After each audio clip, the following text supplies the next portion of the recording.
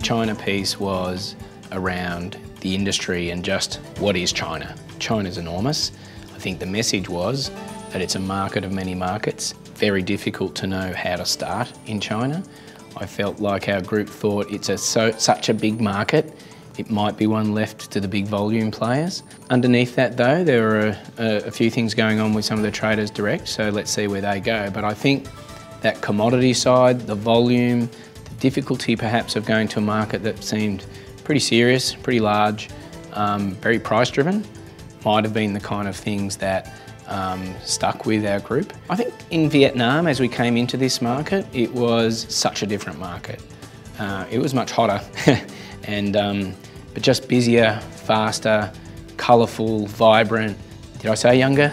It's all of these things, and in very much a very different place to where we'd been in northern China. Everyone had the very same message around what was playing out in this economy. Now that still has quite a way to run, and that's been driven really strongly from a younger economy with younger people who they're willing to take risks, but they're looking for opportunities to trade and grow. And that makes it a very different market. The farmers on the trip, I think in the discussions, whilst there have been 3 or 4 direct trade opportunities that have come from the journey so far, there's also been this feeling that is direct marketing for them or is it not? And I think some are resigned to say that, okay, great, I've got a better understanding of where things are headed, but that marketplace isn't for me. So maybe it's the way I work with my trader and intermediaries, and even talk about co-investment and things like that as a way of positioning themselves and their businesses better for a future. I think the challenge is, where do I start? Who do I know?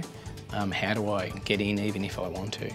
And that's a start, right? So I think being here and amongst a really wide range of people, it actually created some network, and it did establish first point relationships.